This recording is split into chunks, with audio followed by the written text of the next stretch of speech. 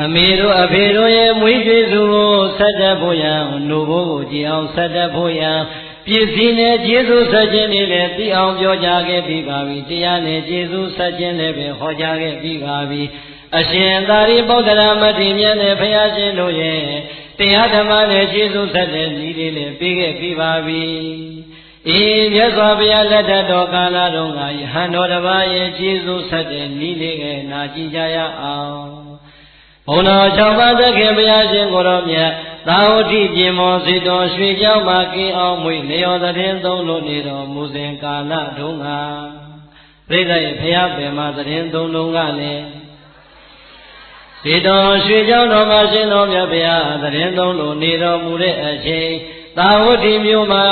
လည်းပဲမိသားစုတစုရှိကြပါတယ်ဘလောက်တောင်ကြွယ်ဝချမ်းသာသလဲဆိုရင်18ကလေးကြွယ်ဝချမ်းသာပါတယ်ဘလောက်ချမ်းသာလဲ18ကလေးကြွယ်ဝချမ်းသာတဲ့မိသားစုရဲ့သကောင်စရင်ကိုကြည့်လိုက်တဲ့အခါကျတော့အဖေရဲ့အမေရဲ့အရွယ်ရောက်နေပြီဖြစ်တဲ့သားလေးတစ်ယောက်ရဲ့ပေါင်းလိုက်တော့3ယောက်ပဲရှိတယ်တဲ့သာဝေသာဝ3ယောက်ပဲအိမ်ကြီးတိမ်မှာနေပြီးတော့စီစဉ်နေခံစားရင်းနဲ့ပျော်နေလိုက်တာတယောက်တည်းသာရှိတဲ့ဟောဒီသားလေးကိုတခြားသောမိသားစုဝင်တွေနဲ့လုံးဝပတ်သက်ခွင့်မပေးတဲ့အခါသားလေးကလည်းအိမ်ထဲမှာတယောက်တည်းနေရတော့ပြင်းပြီပေါ့ညနေချင်းရောက်ရင်အိမ်ရှိဝရဏလေးမှာထွက်ပြီးတော့မတ်တရက်လမ်းသွားလမ်းလာတွေကိုကြည့်ပြီးတော့ကလေးလေးကပီတိတွေဖြစ်လို့နေကြရတယ်ပြီးတော့အမျိုးကောင်းသားလေးတစ်နေ့ဝရဏလေးထွက်ပြီးတော့ရက်နေတဲ့အချိန်မိမိတို့ရဲ့အိမ်ရှိကလမ်းမကြီးပေါ်မှာအေးချမ်းတဲ့မျက်နှာအေးချမ်းတဲ့ခြေနှံအသွင်ပြင်းနေနဲ့သွားနေတဲ့လူသားတွေတွေ့တဲ့အခါဒီလူတွေကြည်ရတာအေးချမ်းလိုက်တာဒီလူတွေသွားနေတဲ့ခြေနှံတွေမှာလောဘဒေါသတွေခင်းနေလိုက်တာဘယ်ကိုများသွားကြမှာပါလဲဘာချင်းရနဲ့များသွားနေရတာပါလဲလို့ပြီးကျင်တဲ့စိတ်ကလေးနဲ့အောက်ထက်ကိုအသာဆင်းခရီးသွားရဲ့အနာကိုကပ်ပြီးတော့မေးကြည့်လိုက်တဲ့အခါအကိုကြီးတို့အမကြီးတို့အတော်ကြီးတို့ဘယ်ကိုများသွားကြမှာပါလဲခမည်းတော်သွားနေတဲ့မျက်နှာတွေကလည်းအေးချမ်းလိုက်တာခြေလမ်းတွေကလည်းလောဘဒေါသမာနခြေလမ်းတွေကင်းပါလိုက်တာလို့မေးလိုက်တဲ့အချိန်ပြန်ပြီးတော့ဖြေလိုက်တဲ့စကားသံကလူကလေးရဲ့ဟိုစီတော်ရွှေကျောင်းတော်မှာဘုန်းတော်၆ပါးသခင်ဘုရားရှင်ကညစဉ်ညတိုင်းတရားဓမ္မတွေဟောကြားပေးနေတယ်ရှင်တော်မြတ်ဘုရားရဲ့တရားဓမ္မတွေကိုနာကြားဖို့ရန်ငါတို့သွားကြမှာပါတရားဆိုတာအေးတယ်တရားဆိုတာငြိမ်းတယ်တရားဆိုတာနှလုံးစိမ်ဝမ်းကိုငြိမ်းချမ်းစေပါတယ်တို့တရားသွားနာကြမလို့ပါကွယ်တဲ့ပရိသတ်ကြီးဘယ်သွားမှာလဲဒီတော့တရားနာသွားမယ်ဆိုတဲ့အတန်ကြားရတဲ့အချိန်ပါရမီဓက္ခံပါလာတဲ့သူငယ်ဖြစ်တဲ့အတွက်ကြောင့်ဒါဆိုရင်အဲ့ဒီတရားကျွန်တော်ကိုနာလို့မရဘူးလားရပါသဘောကွယ်ငါတို့ရဲ့ဘုရားရှင်ကတတိသရွယ်ကုန်းတဲ့ကနေလေသမားတိုင်အောင်သရောင်းသားတိုင်အောင်သူဟောတဲ့တရားကိုတပုံစံနဲ့တစိတ်သေးနဲ့သာဟောကြားတော်မူပါတယ်သာလီလည်းနာကြားနိုင်ပါတယ်လိုက်လာလို့ရပါတယ်လို့တရားနာပရိသတ်ရဲ့ဆွဲဆောင်မှုအားကောင်းတဲ့အတွက်ကြောင့်နှလုံးသားတွေကတရားတွေကလည်းထက်ထက်သန်လာရှင်တော်မြတ်ဘုရားတရားဝယ်ကိုအားခဲရင်နဲ့ပရိသတ်နောင်နာကနေပါသွားလိုက်တာစေတော်ရွှေကျောင်းတော်မှာဘုရားရှင်ကလည်းတရားဓမ္မတွေဟောကြားနေပြီးဒါနရဲ့အကြောင်းတွေသီလရဲ့အကြောင်းတွေနတ်ပြည်ချမ်းသာရဲ့အကြောင်းတွေမြမပြည်ချမ်းသာရဲ့အကြောင်းတွေလွတ်မြောက်ကြောင်းတရားတွေကိုစင်စပ်မပြတ်ဟောကြားနေတဲ့အထက်ကရှင်တော်မြတ်ဘုရားကအဲ့ဒီနေ့ကြမှာကာမနာအာဒီနဝကထာငါးပြအာယုံကာမဂုဏ်ကြီးရဲ့အပြစ်တွေကိုတန်းစီပြီးတော့ဟောကြားတော်မူလို့နေပါတယ်ခြေသားခြေသမီးတို့သင်တို့မြင်နေရတဲ့ယူပါယုံတတယုံခန္ဓာယုံရတယုံဘုဒ္ဓဘာယုံဓမ္မယုံလို့ခေါ်တဲ့အာယုံ၆ပါးကာမဂုဏ်တရားတို့သည်အပူနဲ့သာစားပြီးတော့အပူနဲ့သာဆုံးလိမ့်မယ်ဘယ်တော့မှအေးချမ်းတယ်ဆိုတာမရနိုင်ဘူးတကယ်အေးချမ်းတဲ့တရားအစစ်ဆိုတာကယဟန်တို့ရှာနေတဲ့ယဟန်တရားမှသာရှိပါတယ်အေးဒါကြောင့်ငြိမ်းချမ်းတဲ့ဘဝအေးချမ်းတဲ့ဘဝ အပူရိကင်းတဲ့ဘဝကိုလူကျင်တဲ့မျိုးကောင်းသားမျိုးကောင်းသမီးပိုင်ရင်တော့ယဟန်ဘဝမှာယဟန်တရားကိုအားထုတ်ရမယ်လို့ရှင်တော်မြတ်ဘုရားကလည်းယဟန်ပြုကတရားရှာဖို့ဟောကြားတော်မူနေပြီးတရားနာကြနေတဲ့သူငယ်လေးရဲ့တရားတရားကလည်းထပ်သန်လို့နေပြီးဒီလိုနဲ့တရားပွဲကြီးပြည့်စုံသွားတဲ့အချိန်ထပ်သန်တဲ့တရားတရားကိန်းသွားတဲ့ဟောဒီသရူကောင်းသားလေးအမျိုးကောင်းသားလေး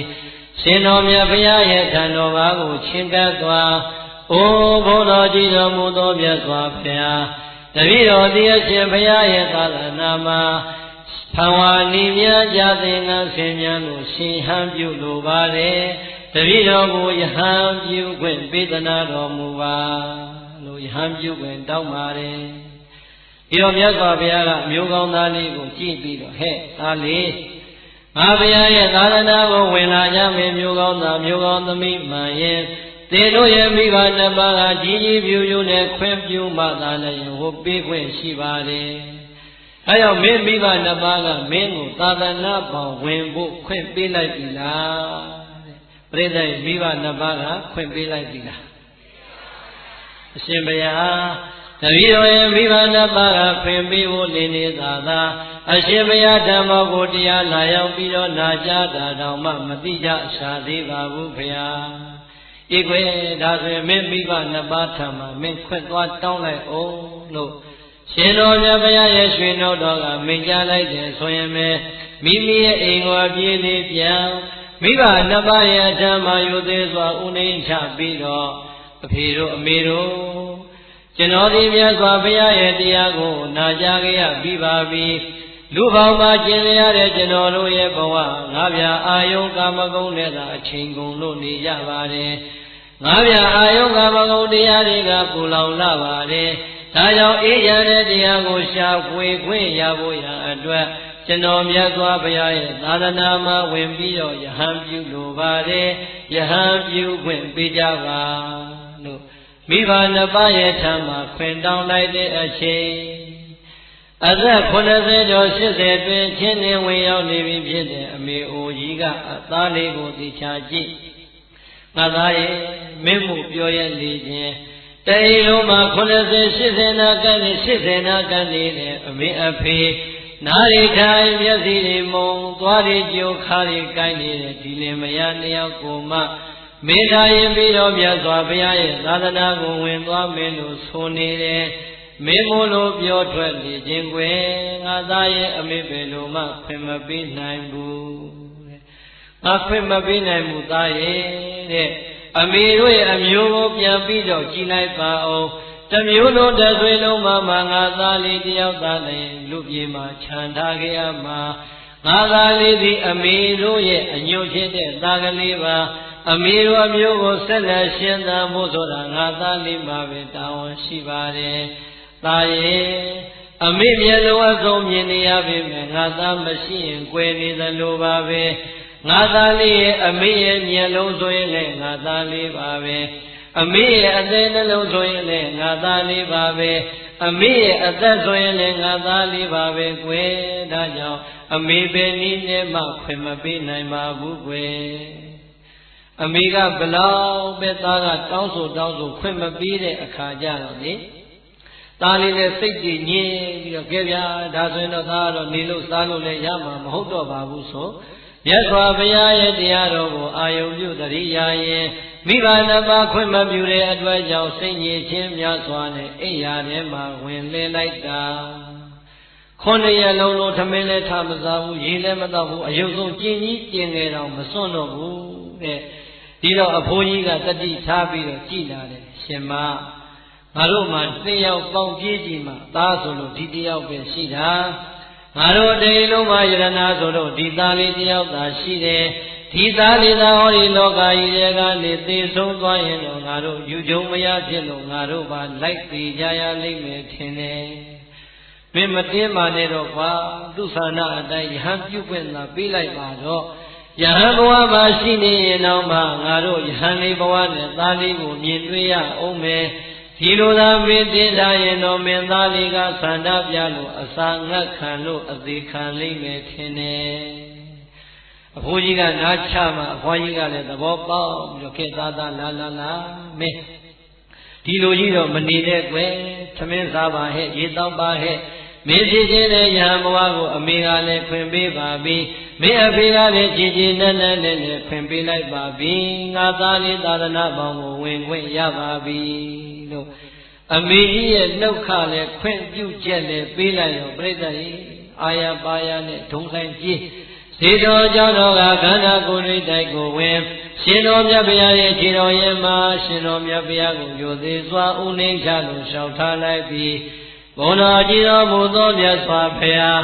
အရှင်ဘုရားရဲ့သာသနာမှာယဟန်ပြုခွင့်ရဖို့ရန်အတွက်တပည့်တော်ရဲ့မိဘနှစ်ပါးကကြည်ပြူပြူနဲ့ခွင့်ပေးလိုက်ပါပြီဒါကြောင့်အရှင်ဘုရားတပည့်တော်ကိုသာသနာပေါင်းတွင်သွတ်သွင်းလို့ပြီးတော်မူပါဘုရားတဲ့အာရပါရနဲ့လျှောက်ထားရှင်တော်မြတ်ဘုရားကအရှင်သာရိပုတ္တရာမထေရမြတ်ကိုယဟန်ပြုခွင့်တာဝန်ပေးပြီးတဲ့အချိန်ခုနကလူဝတ်ကြောင့်ဘဝကအမျိုးသားလေးဟာဖောင်ဝါနေမြကြစဉ်ကဆင်မြန်းပြီးတော့ရှင်ယဟန်ဘဝကိုရောက်ရှိသွားခဲ့ပါပြီအမျိုးကောင်းသားလေးဘာဖြစ်သွားလဲယဟန်ဖြစ်သွားတဲ့အချိန်ယဟန်တို့သိရမယ်ပရိယတိသာပေကိုငါးဝါတိုက်တိုက်သင်ငါးဝါတိုက်နဲ့သင်ပြီးတဲ့အချိန်ရောက်တော့ကိုတော်လေးရဲ့တတိတံဝေကဉာဏ်တွေကနှိုးဆွာလို့လာပြီဩငါသည်မြတ်စွာဘုရားရဲ့တရားတော်ကိုနာကြားပြီးကားစားအချိန်လုံးကယဟန်ဘဝမှာယဟန်တရားကိုအားထုတ်မယ်ဆိုတဲ့ရည်ရွယ်ချက်နဲ့ယဟန်ပြုခွင့်ရလာခဲ့တာအခုငါသည်စာပေလေးလည်းပဲသင်ကြားလို့တက်မြောက်ခဲ့ပြီးပြီမြတ်စွာဘုရားသာသနာကိုဝင်လာခဲ့တဲ့ရည်ရွယ်ချက်အတိုင်းငါတရားဓမ္မရှာဖွေမှဖြစ်တော်မယ်လို့ရည်ရွယ်တဲ့စိတ်ဓာတ်တရားကောင်းတဲ့ဘုံဘုံရန်အတွက်ကမ္မထာနိပြတဲ့ကမ္မထာဆရာရဲ့အထံကိုသွားဝိပဿနာအလုံးပေးတရားတွေနာကြားပြီးတဲ့အချိန်သာဝတိမျိုးနဲ့ခလန်းလန်းကတော်ရန်နေရှိရာရဲ့သို့သဗ္ဗေတလုံးသင်္ကန်းသုံးတွေကိုလွယ်လျက်ဖြင့်တောထွက်လို့တရားရှာဖို့ကြွတော်မူခဲ့ပါပြီကိုယ်တော်ဒီတော်ထဲမှာတရားရှာဖို့ကြွတော်မူလာခဲ့ပြီမိမိတပါးနေကြောင်းလေးပေါ်မှာတပါးရဲ့ကင်းအောင်ရင်ဖြင့်မိမိရဲ့ယုတ်တရားနံတရားကိုဝိပဿနာတရားတွေရှုပွားရင်းနဲ့နေလာလိုက်တာနေကနေလာကနေနှစ်တွေပြောင်းရင်12နှစ်ဆိုတဲ့ကာလတိုင်အောင်ချင်းနေဝင်ရောက်လာခဲ့ပေမဲ့ကိုတော်လေးရဲ့အသိဉာဏ်မှာဗာတရားဒုတရားမြတ်မှာမရသေးပါပရိသတ်နှစ်ပေါင်းဘယ်လောက်ကြာသွားလဲဒီပေါင်း12နှစ်တိုင်အောင်ဝိပဿနာတရားတွေရှုပွားပေမဲ့ပါရမီတက္ကံနုနေလာတဲ့အတွက်ကြောင့်ဘာတရားမှလည်းမတွေ့နိုင်အိမ်မှာကြံခဲ့တဲ့မိဘတစ်ပါးရဲ့ဘဝ12နှစ်အတွင်းကြည်လိုက်ပြန်တော့12နှစ်တိုင်တိုင်သာအရင်မရှိတဲ့အဖိုးကြီးအဖွားကြီးနှစ်ယောက်ရဲ့ဘဝမှာအိမ်မှာခေါ်ထားတဲ့ကျွန်နေအမှုလုပ်တွေကဝိုင်းပြီးတော့စရင်နေလေဟိုဟာတစ်ခုကုန်တော့ဒီဟာတစ်ခုရောင်ဒီဟာတစ်ခုကုန်တော့နောက်တစ်ခုထပ်ရောင်ရောင်ရင်စားရင်ရောင်ရင်စားရင်နဲ့တစ်ခုပြီးတစ်ခုကုန်လာလိုက်တာနောက်ဆုံးနေစရာအိမ်ကိုယ်တော်မရှိပဲနဲ့ရောင်ချရင်းနဲ့သုံးဆွဲလိုက်တာခွက်တယောက်တစ်လုံးလက်ဆွဲပြီးတော့အရက်ထဲမှာလင်းရင်းလမ်းဆုံးလမ်းကွာမှာထိုင်ရင်းနဲ့တောင်းစားလို့နေရရှာပြီမိဘနှစ်ပါးကြည့်လိုက်တော့လေစိစိမ်ဥစ္စာကုန်မသွားဘူးလား12နှစ်ဆိုတဲ့ကာလတစ်ခုအတွင်းမှာအိမ်မှာကြံခဲ့တဲ့မိဘနှစ်ပါးကလည်းစိစိမ်ဥစ္စာတွေကုန်သွားတဲ့အတွက်ကြောင့်ခွက်လက်ဆွဲပြီးတော့တောင်းစားတဲ့ဘဝကိုရောက်လို့နေကြရှာပြီးတော်တယ်မှာတရားဓမ္မတွေရှားပွေးနေတဲ့ယဟန်လေးကြည်လိုက်ပြန်တော့လေဘာတရားမှမတွေ့နိုင်သေးတဲ့အခါလောကကြီးကအလွန်ကိုရိုက်ဆိုင်နေတယ်လို့ထင်ရပါပြီဒီလိုနဲ့တနေ့ကျတော့တာဝတိကယဟန်တစ်ပါးကလည်းအဲ့ဒီတောကြောင်းလေးမှာပဲတရားအားထုတ်ဖို့ဆိုကြွလာတဲ့အခါယဟန်တစ်ပါးစကားတွေပြောအရှင်ဘုရားကျမ်းပါရဲ့လားဘုရားဘယ်ကကြွလာတာလဲဘုရားပေါ့မင်းပြောရင်းနဲ့တာဝတိကကြွလာတာလဲဆိုရောဘုရားရှင်ကျမ်းပါတော်မူရဲ့လားဘုရားအရှင်သာရိပုတ္တရာတို့အရှင်အာနန္ဒာတို့ကျမ်းပါတော်မူကြပါရဲ့လားဘုရားအာနာပါသနာပါစကားတွေဆိုရင်နဲ့အရှင်ဘုရားတပည့်တော်မေးပါရစီဘုရားသာဝတိမြို့မှာ18ကလေးကျွယ်ဝတဲ့အမျိုးဆက်တစ်ခုရှိပါတယ် အဲဒီအမျိုးဆက်မှာဘုန်းကြီးဘွားကြီး2ယောက်ရှိပါတယ်အဲ့ဒီမိသားစုတွေကဘုန်းကြီးဘွားကြီး2ယောက်တို့ရောကျန်ရမမာနဲ့ရှိကြပါရဲ့လားဗျာလို့မိဘတွေရဲ့အကြောင်းကိုမိဘလို့မပြောသေးဘဲနဲ့မေးလိုက်တဲ့အချိန်အဲ့ဒီအကြောင်းကလည်းသာဝတိတစ်မျိုးလုံးမှာအုပ်အုပ်ကြက်ကြက်နဲ့လူတိုင်းရဲ့ပါဇက်ပြားပြောနေတဲ့စကားဖြစ်တော့လေဟိုကိုယ်တော်ကလည်းအားရပါရဲ့ဟာရှင်ဘုရားရဲ့ဒီအဖိုးကြီးဘွားကြီး2ယောက်ရဲ့အကြောင်းတော့ပြောရမှာစိတ်မကောင်းစရာပါ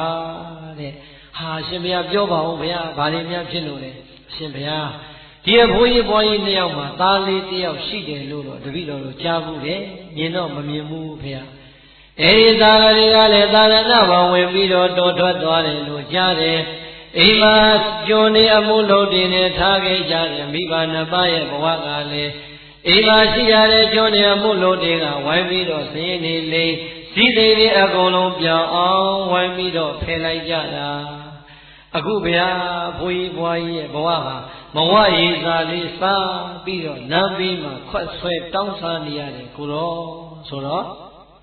ဟိုကိုတော်ကလည်းအာရပါရနဲ့ဒီဇနံပြောနေတဲ့အချိန်အမေတို့အဖေတို့ရဲ့ဘဝအမှန်ကိုကြားသိရတဲ့ကိုတော်လေးရဲ့နှလုံးသားမှာလှမ်းအထိုးခံရသည့်ပမာတစ်ဆက်ဆက်တောင်ခါနာပြီးတဲ့အချိန်မျက်ရည်ပြိုင်ပြိုင်စီဟိုကိုတော်ရဲ့စကားဆုံးတဲ့အချိန်မှာရှိတိုက်လို့ငိုချလိုက်ပါပြီအာရပါရနဲ့ရှက်ကြီးတငယ်နဲ့ငိုနေလိုက်တာဟိုကိုတော်လည်းဘာပြောမှမထားအရှင်ဘုရားတပည့်တော်ပြောတဲ့စကားနဲ့များဘာမှမကြိုက်လို့လဲဖေ။ဘာမှမှားလို့လဲဖေ။အရှင်ဘုရားအတွက်တပည့်တော်စိတ်နှောက်ရှက်များပြီးပြီသလားဖေပေါ့လေအာဂန္တုဆိုတော့တန်းစီမေးလိုက်တာရှင်ဘုရားပြောတာမမှားပါဘူးဖေ။အရှင်ဘုရားပြောတယ်ဘုရားဘွားကြီးတို့ရဲ့သားဆိုတာတပည့်တော်ပါပဲ။တပည့်တော်ရဲ့မိဘ2ပါးရဲ့ဘဝဒီလောက်တောင်ဖြစ်သွားရတာကိုတပည့်တော်ယူကြုံမရလို့ဝမ်းနည်းလို့ငိုမိတာပါ။ဩအဖိုးကြီးဘွားကြီးရဲ့သားဆိုတာအရှင်ဘုရားကိုပေါ့ဟိုကတော်ကလည်းအံ့ဩပြီးတော့ကြည့်ဒါဆိုရင်အရှင်ဘုရားကိုတပည့်တော်မေးပါဦးမယ်အရှင်ဘုရားကရောတောထဲမှာတရားအားထုတ်နေတာဘာတရားတွေတွေ့ပြီလဲတဲ့ပြိဿရဲ့ဘာတရားတွေ့ပြီလဲအရှင်ဘုရားတပည့်တော်ရဲ့ပါရမီကလည်းနုနေလွန်လာပါတယ်12နှစ်တိုင်လည်းတရားတရားထပ်သစွာနဲ့တပည့်တော်ကြိုးစားအားထုတ်ပေမဲ့တပည့်တော်မှလည်းဗာတရားတူမှမရသေးပါဘူးဒီတော့ဟိုကတော်ကတုတ်ပြီးပေါ့ဟာအရှင်ဘုရားမှားနေပြီထင်တယ်တော်ထဲမှာတရားရှာနေတဲ့အရှင်ဘုရားကလည်းဗာတရားမှမတွေ့နိုင်အိမ်မှာကြံခဲ့တဲ့မိဘ2ပါးကလည်းအယုဘောအရေးတင်းကြံပြီးတော့လမ်းဘေးမှာခွက်ဆွဲပြီးတော့ပိစာကန်းသာမဝရည်သာတောင်းစားလို့နေရရှာတယ်အရှင်ဘုရားဒီဩဒီမိဘ2ပါးကိုသာဒီလိုပြစ်ထားမယ်ဆိုရင်အမွေခံထိုက်တဲ့သာသမီမဖြစ်ပဲရှိပါလိမ့်မယ်အရှင်ဘုရားမိဘ2ပါးကိုဖရာတော်မှမပြစ်ပါဘူးဘုရားဒါကြောင့်အရှင်ဘုရားကိုတပည့်တော်အကြံပေးလိုပါတယ်အရှင်ဘုရားသာဝတိကိုပြန်လူပေါင်းကိုပြန်လူထွက်ပြီးတော့မိအိုဖာအိုတွေကိုပြန်ပြီးတော့လှုပ်ကြွေးသင့်ပါတယ်လို့မိဘ2ပါးကိုလှုပ်ကြွေးသင့်တဲ့အကြောင်းနဲ့ဟိုဘုရားကအကြံဉာဏ်ပေးသူ့စိတ်ထဲမှာလည်းဆုံးဖြတ်ချက်ကချပြီးပြီဆိုတော့ရှင်ဘုရားတပည့်တော်လည်းဒီတိုင်းပဲဆုံးဖြတ်လိုက်ပါပြီဒါကြောင့်တပည့်တော်ရဲ့ဟောဒီတော်ရာကြောင်းလေးကိုအရှင်ဘုရားကိုလှူခဲ့ပါမယ်တပည့်တော်သည်ပရိက္ခရာရှိပြာကိုပြန်သေးပြီးတော့လာလန်းအတိုင်းပြန်ကြွားရပါတော့မယ်သာဝတိမြို့မှာမဝရည်သာစားနေရတဲ့မိဘ2ပါးကိုတပည့်တော်သာလာပြန်လုံမကျွေးရင်တော့တပည့်တော်လည်းအမွေခံမထိုက်တဲ့သာသမီဖြစ်သွားပါလိမ့်မယ်လို့ကြောင်းကလေးကိုလူမိမိတော်ထွက်စဉ်ကာလကပါလာတဲ့သဘိတ်သင်္ကန်းကိုလွယ်သာဝတိမျိုးကိုလာရလန်းလေးအတိုင်းတလန်းချင်းနဲ့ကြွားလန်းလို့ပြန်လာခဲ့ပါပြီအတွေ့ထဲမှာဖေးပုံရိပ်ပေါ်နေပြီအတွေ့ထဲမှာမေးပုံရိပ်တွေမြင်နေပြီအော်ငါမိဘ2ပါးသူများပေးတာကံစားတောင်းစားတဲ့ဘဝကိုရောက်လို့နေရှာပြီဆက်ရှိကလေးကျွဲဝါချမ်းသာခဲ့တဲ့ငါမိဘ2ပါးဘလောက်တောင်များဆင်းရဲလို့ဘလောက်တောင်များသောကတန်ကြတွေနှိမ့်ဆက်ခံနေရနေမလဲလို့လေးတွေခြေနှမ်းနေနဲ့နှမ်းရင်အမေတို့အဖေတို့ရဲ့အကြောင်းတွေတွေးလိုက်ပြန်တော့မျက်ရည်တွေပါပြင်းမောစီးရင်နဲ့ ရင်ရင်နဲ့လည်းပဲငိုရပြန်ရှာတတိလေးဝင်တခါပြန်ပြီးတော့ဆက်လက်ပြီးတော့ခရီးစဉ်တပြေးတပြေးနဲ့ကြွာလန်းရင်နဲ့ကြွာလန်းလို့လာလိုက်တဲ့အခါသာဝတိမြို့နဲ့မနီးမဝေးနေရရောက်ပြီဆိုတော့လမ်းလေးကနှစ်ခွာတဲ့ညာဘလမ်းလေးအတိုင်းရှောင်းလန်းလို့လိုက်သွားမယ်ဆိုရင်သာဝတိမြို့ဇေတော်ရွှေကျောင်းတော်ရဲ့မုတ်ဦးဝါကိုတဲ့တဲ့ဝင်သွားတဲ့လမ်းဘယ်ဘလမ်းလေးအတိုင်းရှောင်းပြီးတော့လိုက်သွားမယ်ဆိုရင်သာဝတိမြို့တကားတွေကိုတတ်ပြီးတော့ဝင်သွားတဲ့လမ်းနဲ့လမ်းဆုံးရဲ့အလယ်မှာကိုတော်လေးမတ်တရက်ပြီးတော့စဉ်းစားတော်မူရပြန်ပြီ။ဟာဒီလမ်းလေးအတိုင်းသွားရင်တော့သာဝတိမြို့တကားကိုတတ်ပြီးတော့ရောက်မယ်။သာဝတိမြို့ကိုရောက်ရင်ငါအဖေနဲ့ငါအမေကိုငါဒီညနေကစာပြီးတော့ရှာခွင့်ရမယ်။အမေနဲ့အဖေကိုကံကောင်းရင်ဒီညအတွင်းမှာပဲငါပြန်တွေ့လိမ့်မယ်။ဟောဒီနာတိုင်းလိုက်သွားရင်တော့ရှင်တော်မြတ်ဖျားကိုငါအာရပါရဖူးခွင့်ရလိမ့်မယ်ငါဘယ်လမ်းကနေပြီးတော့ရှောင်လန်းရလိမ့်မလဲလို့စဉ်းစားကဝင်လို့နေတဲ့အချိန်အတွင်ပန်းလေးကပေါ်လာပြီ။ဩငါကမနက်ဖြန်မိဘနှစ်ပါးနဲ့တွေ့ရင်လူထွက်ပြီးတော့လူဘဝကိုရောက်သွားတော့မှဒီကနေ့တညသာလည်းမြတ်စွာဘုရားသာသနာမှာနေခွင့်ရတော့မှဖြစ်တဲ့အတွက်ကြောင့်ရှင်တော်မြတ်ဘုရားရဲ့ရွှေမျက်နှာတော်ကိုနောက်ဆုံးအာရပါရဖူးလိုက်မယ်ရှင်တော်မြတ်ဘုရားဟောကြားမယ်ဒီကနေ့ညတရားကငါအာရပါရနဲ့လာကြလိုက်မယ်မနက်မိုးလင်းမှပဲငါအဖေနဲ့အမေကိုရှာတော့မယ်လို့မှန်ကန်တဲ့ဆုံးဖြတ်ချက်ကလေးကိုချသာဝတိမြို့စေတော်ကျောင်းပေါင်းကိုတန်းတန်းကြီးဝင်သွားတဲ့လမ်းလေးအတိုင်းတပြေးတပြေးနဲ့ရှောင်းလန်းလို့ကြွာလန်းလာလိုက်တာနေဝင်မိုးချုံစအချိန်ရှင်တော်မြတ်ဘုရားကလည်းသာဝတိမြို့ကစေတော်ရွှေကျောင်းတော်မှာနေစဉ်ဟောကြားနေတဲ့တရားဓမ္မလမ်းကြောင်းအတိုင်းတရားဓမ္မတွေစတင်လို့ဟောကြားနေပါပြီကိုတော်လေးနောက်နာကနေပြီးတော့တရားနာနေတဲ့အချိန်အဲဒီနေ့ကျမှပဲရှင်တော်မြတ်ဘုရားကအာလုံးသောယံပရိသတ်လူပရိသတ်တွေကိုဘယ်လိုတရားမျိုးဟောကြားသလဲဆိုရင်မာတုပောတကသုတ်တံနဲ့ခြေသားတို့တဲ့ဟောဒီလောကကြီးထဲမှာတဘဝတစ်ခါသာဆုံးရတဲ့မိဘနှစ်ပါးနဲ့ဆုံခွင့်ရတဲ့အချိန်မှာမိဩဘာဝတွေကိုပြည့်စည်နဲ့လုံကျွေးခြင်းတရားဓမ္မနဲ့လုံကျွေးခြင်းလို့ခေါ်တယ်လုံကျွေးခြင်းကိုသင်တို့ပြုကြရမယ်မင်းတို့ရဲ့မိဘနှစ်ပါးကမင်းတို့ကိုမွေးဖွားပြီးသားအချိန်တွေကငါတို့ရဲ့သားသမီးတွေကငါတို့ရဲ့ဟောဒီမျောလင်းခြင်း၅ပါးနဲ့ပြန်ပြီးတော့ပြည့်စုံနေမယ်မိဘနှစ်ပါးရဲ့နှလုံးသားမှာအဲ့ဒီအချိန်တွေကမျောလင်းခဲ့တယ်အေးမိဘနှစ်ပါးမျောလင်းသွားတဲ့အဲ့ဒီမျောလင်းချက်နဲ့ကြည်အောင်ဆက်ရမယ်မိဘနှစ်ပါးရဲ့နှလုံးသားမှာလည်းသရတရားတွေတည်အောင်သီလတရားတွေတည်အောင်သာဂတရားတွေတည်အောင်ပညာတရားတွေတည်အောင်ဟောလည်းပဲမင်းတို့ကြိုးစားပြီးတော့ကျေးဇူးပေးဆက်ရမယ်လို့ရှင်တော်မြတ်ဘုရားကလည်းမိဘကျေးဇူးတရားတွေခေါ်ကြလို့နေတယ်ငါဘုရားသည်ပင်မိဘနှစ်ပါးရဲ့ကျေးဇူးကိုဆက်ခင်ရတယ်ငါဘုရားရဲ့သာတော်သံဃာတော်ရှင်မြတ်တွေသည်လည်း229သွဲသောသိက္ခာပုဒ်ကိုဆင်မြန်းထားကြပေမဲ့အမေရဖေရဆင်းရဲလို့နေမယ်မပြေစုံမှုဒုက္ခရောက်နေမယ်ဆိုရင်သင်တို့ရတာတဲ့ဟောဒီသပိတ်နဲ့ဆွမ်းခံပြီးတော့လည်းလုံကျွေးရမယ်ဟောဒီသပိတ်ထဲမှာရေအပြည့်ထည့်ပြီးတော့အမေတို့အဖေတို့ကိုတောက်ရည်အဖြစ်နဲ့လည်းတိုက်ကျွေးရမယ်ချိုးရည်အဖြစ်နဲ့လည်းချိုးပေးကောင်းတယ်အေးမိဘနှစ်ပါးရဲ့ကျင်ကြီးကျင်ငယ်ကိုလည်းသုတ်တင်ပေးကောင်းတယ်တဲ့ရှင်တော်မြတ်ဘုရားကယဟန်တွေတော်မှကျေးဇူးဆရာမဲ့အကြောင်းကိုဟောကြားတော်မူနေပါတယ်ဟုတ်လားယဟန်လည်းပဲဝိနည်းသိက္ခာပုဒ်ဆင်မြန်းထားပြီမဲ့မိဘဆင်းရဲတဲ့အခါဆွမ်းကြွေးခွင့်မရဘူးလားဟောဒီသပိတ်ကလေးကိုပိုက်ပြီးတော့အေသင်နေလို့ရတဲ့ဆွမ်းနဲ့ကြွေးကောင်းတယ်ဒီသပိတ်ထဲမှာရေတွေအပြည့်ထည့်ပြီးတော့တောက်ရင်သုံးရဖြစ်နေလုံကြွေးကောင်းတယ်အမေတို့အဖေတို့ကိုခြေစုပ်နဲ့ပြုပြီးတော့လုံကြွေးကောင်းတယ်လို့မြတ်စွာဘုရားကအာရပါရနဲ့ဟောကြားပြီးတဲ့အချိန်ကိုတော်လေးတရားနာရင်နဲ့ဝမ်းသာတဲ့မျက်ရည်တွေကြားရပြန်ပြီ။ဩ အောင်မလေးကံကောင်းလိုက်တဲ့ငါဟောဒီလောကကြီးထဲမှာငါလောက်ကံကောင်းတဲ့ပုဂ္ဂိုလ်ရှိနိုင်မယ်မထင်တော့ဘူးရှင်တော်မြတ်ဘုရားရဲ့တရားကိုသာငါမနာကြားမိခဲ့ရင်တော့ငါဒီယခုအချိန်မှာလူထွက်ပြီးတော့လူပေါင်းကိုရောက်နေလိုက်ပြီအောင်မလေးအခုတော့ယဟန်ဆိုတာမိဘနှစ်ပါးဆင်းရဲလို့နေရင်ဖြင့်ဆွမ်းခံနဲ့ကြွေးကောင်းနဲ့ရေခက်နဲ့ပေးကောင်းနဲ့ဘိုးကြီးဟောငယ်နဲ့ပြူကောင်းနဲ့ခြေစုပ်လက်နဲ့လည်းပြူပေးကောင်းနေတဲ့မြတ်စွာဘုရားကခွင့်ပေးလို့နေပါလားဒီတော့ငါလူထွက်เสียဘာလို့တော့မလဲတဲ့ငါမသင်္ကန်းသ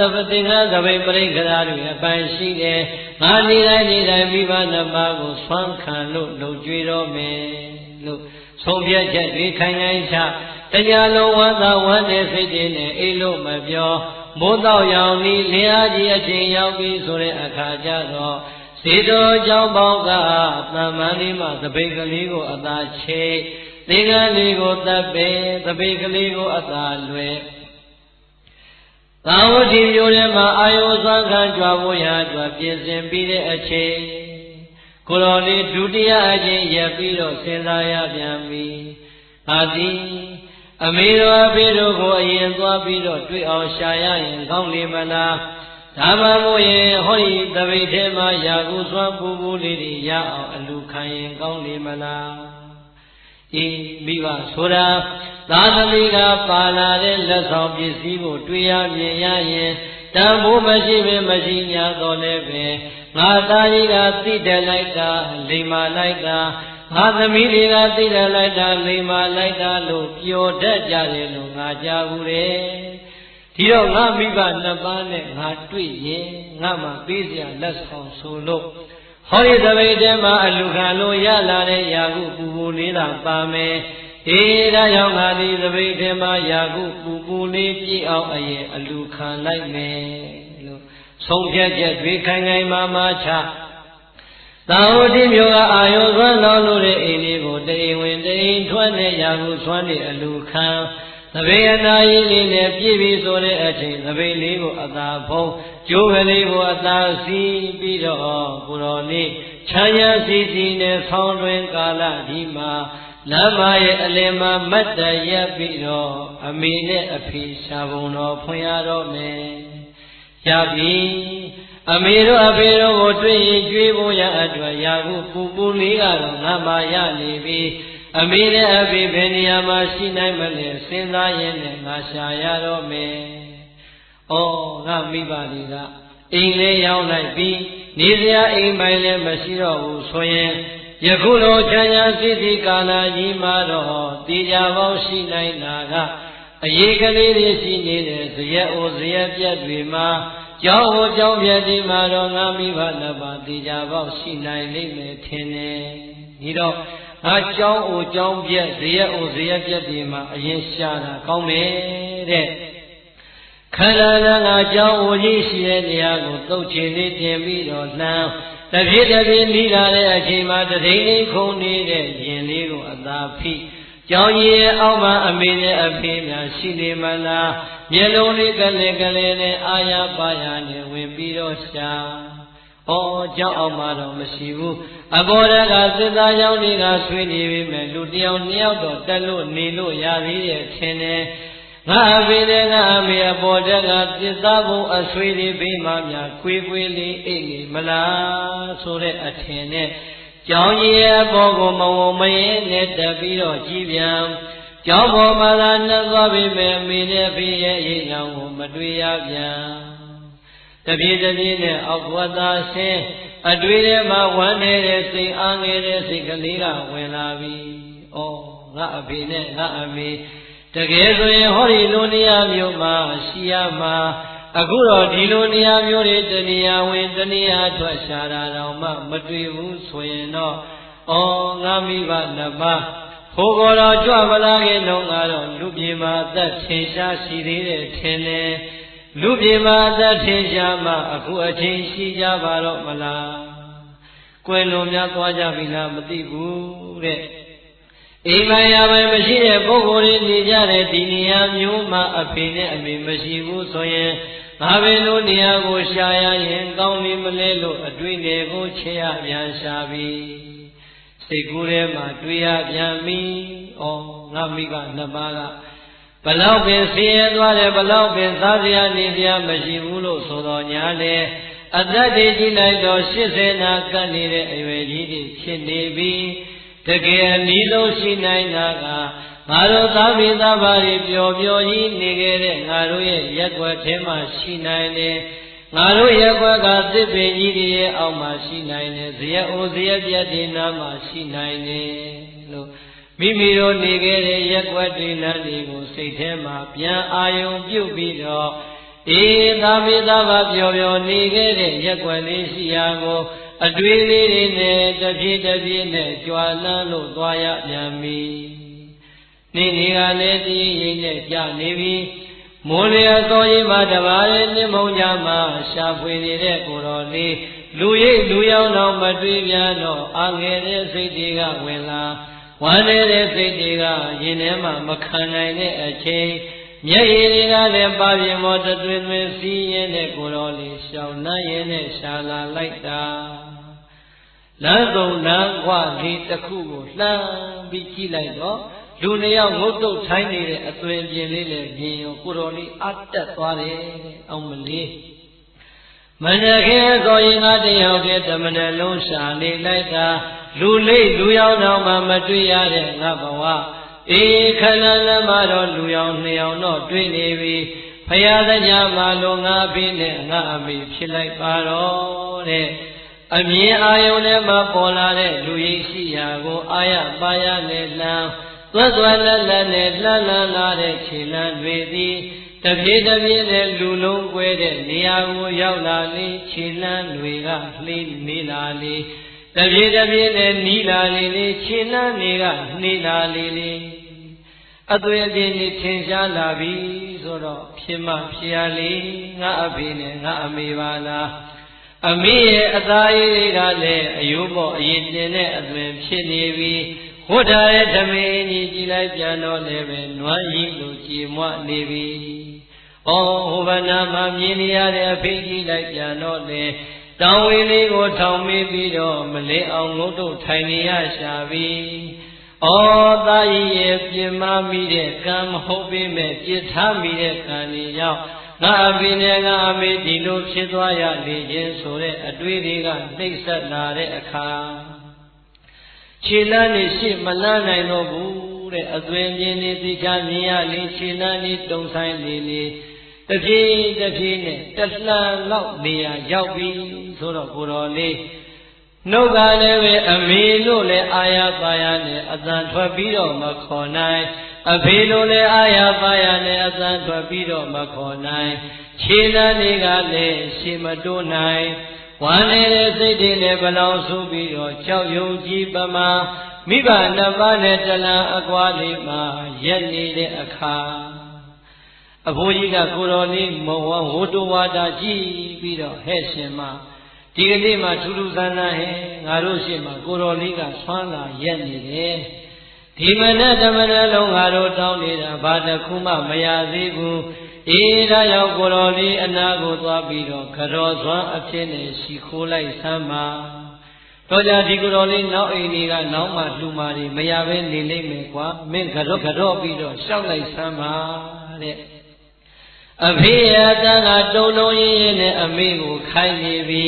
12နှစ်တိုင်တိုင်မကြရတဲ့အဖေအတန်းအာအိမ်လေးကုန်ခံပြီးတော့လေးတွဲလို့နေပြီပြီးတော့အဖေကြီးရဲ့ခိုင်းသေးကြတဲ့အမေကြီးကရှင်နာကိုလာ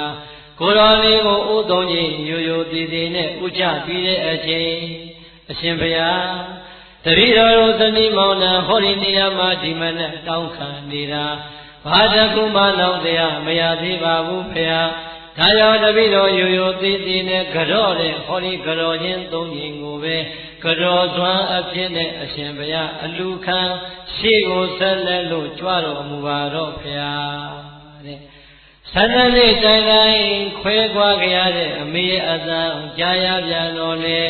ရင်းထဲမှာလှန်တရားနဲ့အထူးခံလိုက်ရတယ်လို့ပဲတဲ့အောင်မယ်လေးအမေအတန်လေးတုံနေပြီအမေအတန်လေးလေးသားနောက်မှမဆက်တော့ပါလားအမေရဲ့အသွေးပြင်းကလည်းအယုံပေါ်အရေးတင်နေသလို အမေရဲ့လေးသားတွေကလည်းအာအင်းလေးခံလျှောက်နေပါပေါ်လားတဲ့မိဘနှစ်ပါးရဲ့ဖြစ်အင်မြင်လိုက်ရတာမျက်လုံးအင်္ဂါကြားလာတဲ့မျက်ရည်တွေပိတ်ဖုံးသွားတာလောကကြီးကိုတော့မှမသေးခွဲနိုင်ကြောက်ရွံ့ကြီးပမာငူငူကြီးရပ်ပြီးတော့အမေလိုလဲစိတ်ထဲကအကျဉ်းကြီးခေါ်ဘလောက်ပင်ခေါ်တော်လဲနှုတ်ကမထွက်အဖေလိုစိတ်ထဲကအကျဉ်းကြီးအာရပါရခေါ်ဝမ်းနေဆိုနေတဲ့စိတ်ကြီးကခံနေတဲ့အတွက်ကြောင့်အတန်ကထွက်ပေါ်လို့မလားကိုတော်လေးကမတ်တကြီးပဲဒီတိုင်းရက်နေတော့အဖိုးကြီးကဟဲ့အဖွားကြီးနေလျှောက်တာမကြားဘူးထင်တယ်ဟဲ့သိချာလျှောက်သမ်းမှာဟဲ့တော့ကြကိုတော်လေးနောက်အိမ်ကြီးကလှူမဲ့လောင်းမဲ့ဟာတွေမရပဲရှိလိမ့်မယ်လို့အမေကိုဒုတိယအကျင့်အဖေကခိုင်းတဲ့အတန်ကြားရပြန်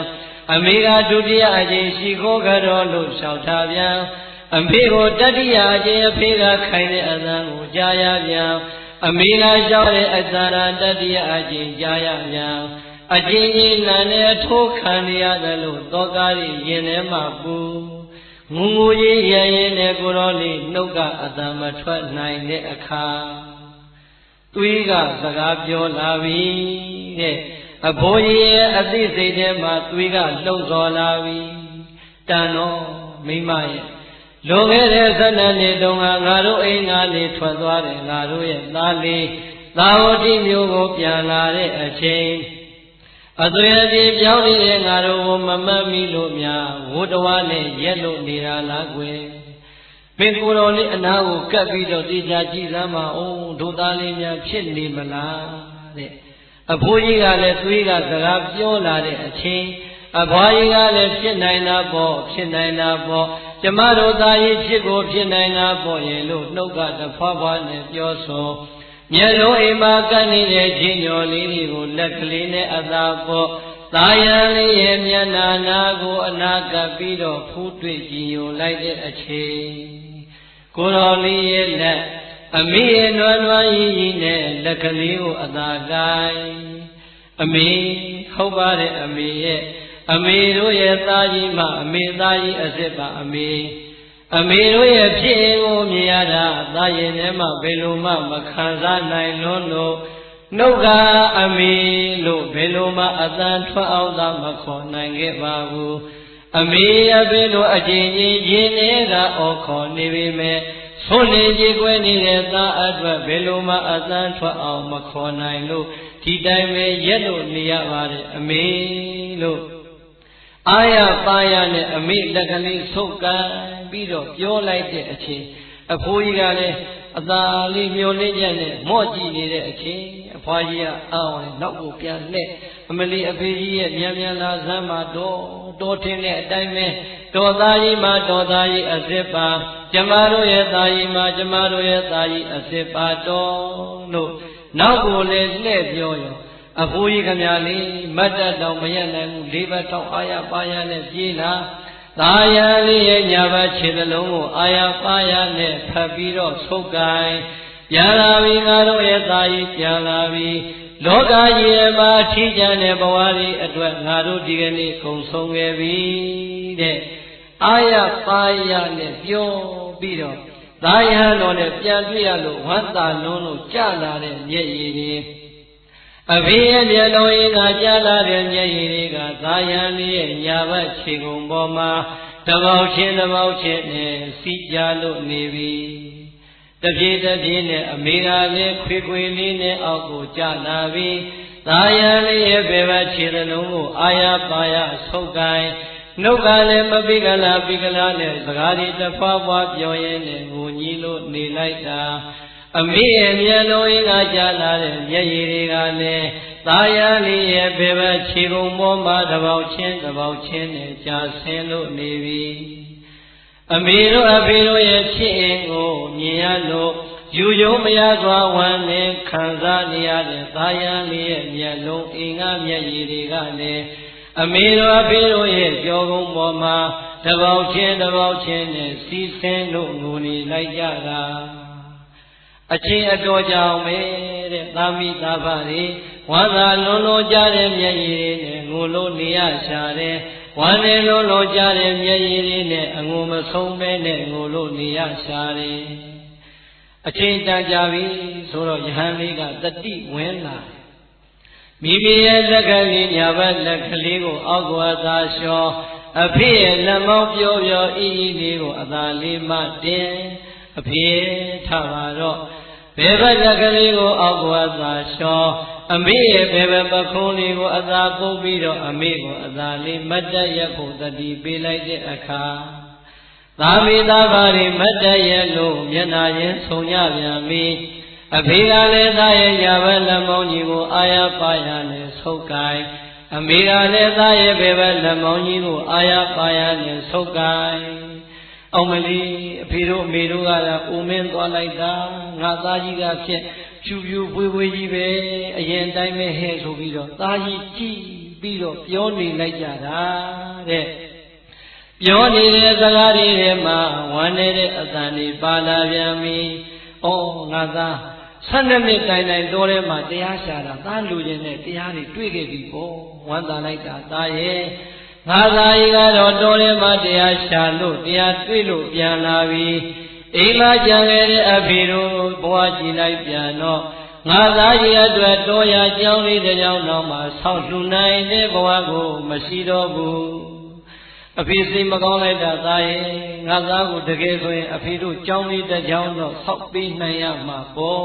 တဲ့ပရိသတ်ရဲ့12နှစ်ခွဲသွားလို့ပြစ်ထားခဲ့တာဒီအဖေနှလုံးသားမှာအပြစ်တစ်ခုမှမပါဘူးတဲ့သားရဲ့အကျိုးကိုပဲကြည်ပြီးတော့ငုံနေပြန်ပြီဒီတော့သားလေးကအမေနဲ့အဖေရဲ့လက်မောင်းလေးတွေဆုပ်ကိုင်းကဲတိတ်ကြပါတော့လားဟိုတစ်ပင်လေးအောက်သွားရအောင်ဆိုပြီးတော့ဒီပင်လေးတစ်ပင်အောက်ကခုံနှန်းလေးရဲ့အပေါ်မှာအဖေကဘယ်ဘက်ကအဖေကညာဘက်ကထိုင်အမေကဘယ်ဘက်ကထိုင်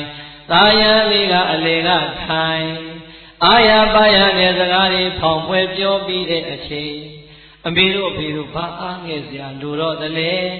ဟောဒီလောကကြီးထဲမှာရှိလာတဲ့သာမိသာဘာတွေပြန်ဆောင်ကြပြီးဒီကနေ့ဒီအချိန်လေးအကြည့်တန်တဲ့ဘဝကြီးကုံဆုံးလို့သွားကြပြီလို့အောင်မေးလိုက်ပါတော့ဒီမှာလေးကြည့်ကြစမ်းပါဦးအမေတို့အဖေတို့တွေ့ရင်တိုက်ချင်လို့သာသာဝတိတစ်မျိုးလုံးပတ်ပြီးတော့ရာဟုဆွမ်းနေအလူခန်းလာတယ်လို့မိဘတစ်ပါးကိုရာဟုဆွမ်းနေတက်ပြပြီးတော့အာရပါရနဲ့ပြုံးပြောကဲပေးအမေတောက်ဖို့အမေခွက်လေးပေးအဖေတောက်ဖို့အဖေခွက်လေးပေးဆိုပြီးတော့ခွက်ကလေးတွေကိုထည့်ပေးမယ်လို့ယူကင်လိုက်တဲ့အခါလွန်ခဲ့တဲ့12နှစ်ကျော်ကာလတုန်းကရွှေပကံများနဲ့စားခဲ့တဲ့မိဘနှစ်ပါးရဲ့လက်ထဲကခွက်တွေချင်းရော်ရဲ့အလေးလေးပေးရပြီးတော့သားလေးရဲ့ရင်ထဲမှာခံစားရပြန်ပြီ။ဩငါမိုက်ပြစ်တွေ12နှစ်တိုင်တိုင်မိဘနှစ်ပါးကိုခွဲခွာပြီးတော့ထားခဲ့တဲ့ငါအပြစ်တွေရွှေပကံများနဲ့စားခဲ့တဲ့ငါမိဘနှစ်ပါးစားနေတဲ့ပကံကချင်းရော်လေးလေးနဲ့တောင်ကန့်ညစ်နေပါလားမျက်ရည်လေးတွေအသာသုံးပြီးမှကဲတော်ပါတော့ဒီခွက်တွေနဲ့တောက်မနေပါနဲ့တော့တပိတ်ဖုံးလေးကိုအသာလံရလာတဲ့ရာဟုလေးထိုက်တဲ့ဒီအားလျော်စွာထက်ပူနေတဲ့ရာဟုလေးနှွေးလေးဖြစ်အောင်လေအေးအေးလေးနဲ့မှုတ်ပေးပြီးတဲ့အခါအမေကိုတစ်ကြိမ်တိုက်အမေတော့ပြီးတဲ့အခါဖေကိုတစ်ကြိမ်တိုက်တခါပြန်ပြီးတော့အမေကိုတိုက်နဲ့ရာဟုလေးတိုက်ကျွေးလို့နေလာလိုက်တာတပြေးနဲ့သပိတ်ထဲကယာဟုဟာကုန်ပြီးတော့9ဇောလောက်ကြံတဲ့အချိန်ရောက်မှအသာလေးသပိတ်လေးကိုဖုံးကဲအဖေနဲ့အမေဒီနေရာမှာပဲစောင့်နေကြသာဟောဒီသပိတ်လေးနဲ့သာဝတိဒေတော်အကြောင်းကိုပြန်မယ်ရေသဆင်ပြီးတဲ့အချိန်သာဝတိမြို့မှာနေတဲ့ဇွမ်းတွေရအောင်ခံမယ်နေစွမ်းအတွက်စွမ်းပူပူဟင်းပူပူလေးရလာရင်လေအဖေနဲ့အမေကိုဟောဒီနေရာမှာသာလာပြီးတော့ကျွေးပါအောင်မယ်တဲ့ကိုတော်လေးเจ้าကိုအသာပြန်မိဘနှစ်ပါးမြင်ရင်မြုံမကြမှာစိုးရိမ်တဲ့အတွက်ကြောင့်သူ့အတွက်စောစောကခြံလာတဲ့ဘဝရေသာယာကိုဆွမ်းနေငါစွန်းကိုရေလေးနဲ့ကျင်းပြီးတော့အာယုံစွမ်းအပြည့်နဲ့ဖုံးပြီးတော့မူရရှာတယ်နေကအချိန်ရောက်ပြီး10 နာရီ17 နာရီနေစွမ်းအတွက်ဆွမ်းခံရလာတဲ့ဆွမ်းပူပူလေးနဲ့သစ်ပင်ရီမှာစောင်းနေတဲ့မိဘနှစ်ပါးရဲ့အထံကိုအမြန်သွား အမေတော်အဖေတော်ကိုဆွမ်းပူပူဟင်းပူပူလေးနဲ့နေပြီးတော့ပြုစုလုပ်ကျွေးလို့နေလိုက်တာငါသားကြီးကျွေးတယ်ဆောငါသားကြီးလူလာဩရသာကျွေးတဲ့ဆွန်ရင်လို့မိဘတစ်ပါးကလည်းအာရပါရနဲ့စားသုံးလို့နေလိုက်တာကိုတော်လေးဖုံးပေးဖို့ရအတွက်တောင်းမှငါလှုပ်စာလေးကိုမနေကြအောင်ခြံခဲ့ရတယ်ပြီးတော့ကိုတော်လေးကကြောင်းရောက်မှအဲ့ဒီငါလှုပ်စာမဝရေစာလေးဖုံးပေးပြီးတော့မပြည့်သေးတဲ့ဘိုက်ကိုရေနဲ့ပဲဖြည့်တနေ့တနေ့ဒီလိုနဲ့ပဲအာယုံစွမ်းနေကျွေးနေစွန်းနေကျွေးနဲ့ကျွေးလာလိုက်တာမိဘနှစ်ပါးရဲ့သားရည်တွေကတဖြည်းနဲ့ဝင်ပါလို့ဆိုပြေလာပြီးကိုတော်လေးရဲ့သားရည်တွေကတော့ဖတ်ရွယ်ချောင်းကလေးလိုပဲတဖြည်းနဲ့ပိန်လီလို့လာပြီးတခါကြပြန်တော့အရက်သေးဆုံးခံသွားတော့သင်္ကန်းလေးတွေရတယ်တဲ့ရတဲ့သင်္ကန်းလေးတတဲ့ကိုအလေကဓာကလေးနဲ့ပိုင်အမေကိုတတ်တဲ့ပြီးအမေဝတ်ထားတဲ့ထမင်းအဟောင်းလေးကိုကြောင်းကိုယူအဖေကိုတတ်တဲ့ပြီးအဖေဝတ်ထားတဲ့ပစိုးလေးကိုကြောင်းကိုယူအဖေတို့အမေတို့ဝတ်ထားတဲ့ပစိုးထမင်းလေးကိုစက်ချုပ်လျှော်ဖို့ပြီးတဲ့အခါသစ်ခေါင်ရောင်လေးဆိုပြီးတော့ကိုတော်လေးကသင်္ကန်းအဖြစ်ဝတ်ဆင်လိုက်တဲ့အချိန်ဝတ်ထားတဲ့အဝတ်သင်္ကန်းကိုကြည့်လိုက်ပြန်တော့လေနွမ်းရင်းတီဒီတော့ကြံတဲ့ကိုတော်လေးကဒီကိုတော်လေးကိုအကဲခံပြီးတော့ကြည့်နေတာအရှင်ဘုရားဒီအရင်တုန်းကပိုးရောင်သင်္ကန်းလေးနဲ့အလုံးကိုကြည်လိုဝဲကောင်းလာပါတယ်အရှင်ဘုရားရဲ့အသွင်အပြင်ငါတကယ်ကိုကြည်လင်းလန်းဆန်းလို့နေခဲ့ပါတယ်အရှင်ဘုရားရဲ့အသားရည်တွေကလည်းဝင်ပါဆိုပြေလို့နေပါတယ်အခုတော့ကိုတော့ကြည့်ရတာအသားရည်တွေကလည်းခံလျှောက်ပိန်နေလို့လာတယ်ဝတ်ဆင်လာတဲ့ဝတ်သင်္ကန်းလည်းနွမ်းရည်လို့နေတယ်ကိုတော်ဖေချင်းရကြောင့်များဒီလိုဖြစ်ရတာလေလို့ကိုတော်လေးတွေကတပါးပြီးတပါးနာမီးနေတော့မရှက်ပါဘူးတဲ့ယဟန်လေးကလည်းသူ့မိဘနှစ်ပါးကိုနေတိုင်းအာရုံဆုံးကြွေးရတဲ့အကြောင်းနေဆုံးခံပြီးတော့ကြွေးရတဲ့အကြောင်းကြံတာလေးမှသူ့ဖုံးမရလို့မဝရည်စာစားလာလို့ဒီလိုပိန်လာရတဲ့အကြောင်းမိဘနှစ်ပါးကိုသင်္ကန်းတွေဝတ်ဆင်ပြီးလို့မိဘနှစ်ပါးရဲ့အကြကိုပဲသင်္ကန်းအဖြစ်ဝတ်ဆင်ရတဲ့အကြောင်းလေးပြောလိုက်တဲ့အခါတကယ်သာရဏမှာတကယ်သိတဲ့ကိုတော်တွေကတော့ဝမ်းမြောက်ဝမ်းသာသာတို့ခေါ်တော်မူကြပါတယ်ဒီတကယ်မသိတဲ့ကိုတော်တွေကြတော့ပုထုဇဉ်သဘာဝအတိုင်းအတင်းအဖျင်းနေဆိုကုန်ကြပြီဟာဒီကိုတော်တော်အောက်တန်းကြတဲ့ကိုတော်ပဲတဲ့လူတကာမတွေထပ်သန်စွာလောင်းလို့လိုက်တဲ့ဆွမ်းနေသင်္ကန်းတွေကိုလူတွေကိုဒီကိုတော့ပြန်ပြီးတော့ကျွေးနေတယ်ပြန်ပြီးတော့ဝတ်ယုံပေးနေတယ်ဟာဒီကိုတော့တော်အောက်တန်းကြတာပဲပေါ့လေတပါးနဲ့တပါးတစ်ဆင့်နဲ့တစ်ဆင့်စကားတွေပြောဆိုလာလိုက်တာကျေပြန်တဲ့စကားတွေပြန်နှံလို့လာတဲ့အချိန်တနေ့တော့အခါမှာသံဃာပရိသတ်တွေစုံညီနေတဲ့အစည်းအဝေးမှာရှင်တော်မြတ်ဘုရားကမိန့်ကြားတော်မူပြီးချစ်သားလာသံဟောဒီမှာမေဘောသံဃာတော်များများကပြောကုန်ကြပြီး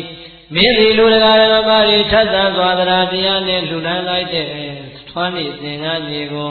လူတွေကိုပြန်ပြီးတော့ကျွေးနေတယ်လူတွေကိုပြန်ပြီးတော့ဝယုံပေးနေတယ်လို့ပြောနေကြတယ်သူတို့ပြောတဲ့အတိုင်းသင်ချစ်သားတကယ်ကိုကျူးလွန်မိပါသလားမှန်လားပါရှင်ဘုရားရှင်တော်မြတ်ဘုရားမိန့်ကြားတဲ့အတိုင်းတပည့်တော်သည်အရှင်ဘုရားရဲ့သာသနာမှာနေရင်ဖြင့်လူတွေကိုသင်္ကန်းနဲ့လည်းဝတ်ပေးမိပါတယ်ဆွမ်းနဲ့လည်းပဲလှုပ်ကြွေးမိပါတယ်ဒီတော့အာလုံးသံဃာတွေအာယုံစားပြီးတော့ဒီကိုယ်တော်မြတ်စွာဘုရားဘာဓံပေးမလဲပေါ့လေစောင့်နာထောင်နေတဲ့အချိန်ရှင်တော်မြတ်ဘုရားကကိုယ်တော်လေးကိုမိန်ကုန်ထုတ်ပြန်ပြီးဒီပါဦးချက်ကမင်းဘသူတွေကိုလှုပ်ကြွေးပြီးတော့ဘသူတွေဝတ်ယုံပေးနေတာလဲဘုံတော်နေဝထွန်လင်းတော်ပါတော်မူပါသောမြတ်စွာဘုရားလွန်ခဲ့သော12နှစ်ကာလတုန်းကဆက်ရှိကလေးကျွေဝါချမ်းသာခဲ့တဲ့တပည့်တော်ရဲ့မိဘနှစ်ပါးသည်တပည့်တော်သာရဏဘာဝင်ပြီးတော့တရားရှာနေတဲ့အချိန်ဒီစိတ်တွေအကုန်လုံးပြတ်သုံးသွားတဲ့အတွက်ကြောင့်လမ်းဘေးမှာခွက်တယောက်တစ်လုံးကန်ပြီးတော့တောင်းစားလို့နေရပါတယ်အလိုသာဝတိဆင်းနေတဲ့အတွက်ကြောင့်အရှင်ဘုရားဟောကြားတဲ့တရားနာစရာအတိုင်းတပည့်တော်သည်တပည့်တော်ရဲ့မိဘနှစ်ပါးကို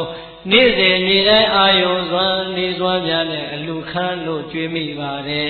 ရလာတဲ့သင်္ကန်းအနေနဲ့လည်းဝတ်ယုံလို့ပေးခဲ့မိပါတယ်မြတ်စွာဘုရား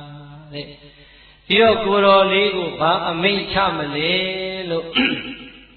သံဃာတော်ရှင်မြတ်တွေစုပေါင်းပြီးတော့အာယုံဆိုင်နေတဲ့အချိန်ရှင်တော်မြတ်ဘုရားရဲ့ညာလက်တော်ကိုတော်လေးရဲ့ကြောပေါ်ကိုအသာတင်အာလုံးသောသံဃာပရိသတ်တို့ရဲ့အလယ်မှာသာဓုသာဓုသာဓုချစ်သာ